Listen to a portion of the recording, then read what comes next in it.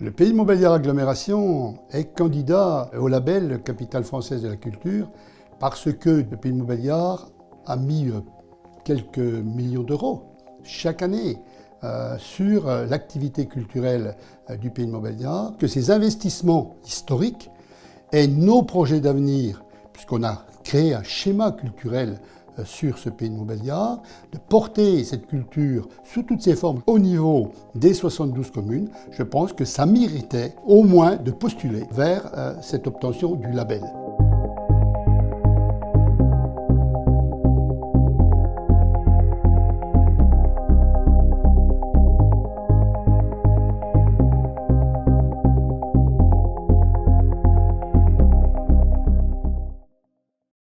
On a une richesse patrimoniale forte et que l'on tient à faire connaître à nos jeunes générations. On a sur notre territoire le premier site historique gallo-romain de France qui s'appelle l'Épaulement du Haut-du-Rhône, qui est à Mandeure. Et je souhaite que la première pierre de ce site de valorisation soit posée précisément dans l'année 2024.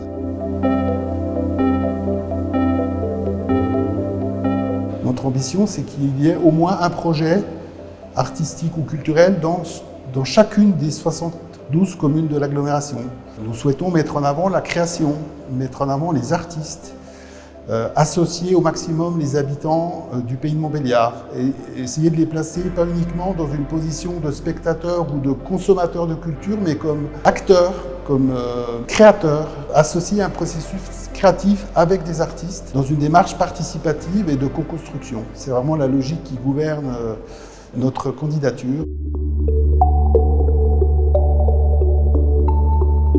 On avait des mines ici, des mines de fer.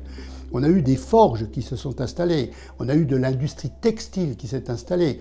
Donc tout ça fait qu'on a un inventeur fort sur le Pays de Montbéliard, qui est l'inventeur de l'hélicoptère, O.M. Michel. Et c'est précisément 2024, l'année du centenaire d'O.M. Michel. Donc, tout au long de l'année, sur les différentes villes du Pays de Montbéliard, il y aura des manifestations dans le cadre de l'aéronautique. Les habitants donc, de PMA ont été associés dès le début à la candidature de Capitale française de la culture par le biais du CODEV, du Conseil de développement. Cette instance a participé au temps de réflexion avec le collectif des acteurs culturels et ils ont proposé des envies au-delà du monde culturel puisqu'il y avait le monde économique, des associations de l'environnement. Tous les acteurs ont pu agir. Et c'est une des marques de fabrique de PMA et de sa politique culturelle, c'est cette action qui part des habitants, des personnes et des associations et qui n'est pas pensée par le haut. L'objectif, c'est de laisser des traces, de faire perdurer dans le temps des actions ou des projets qui auront été créés à l'occasion de cette année capitale et qui pourront, les années suivantes, continuer à exister, continuer à perdurer. C'est une étape dans un processus de développement culturel territorial.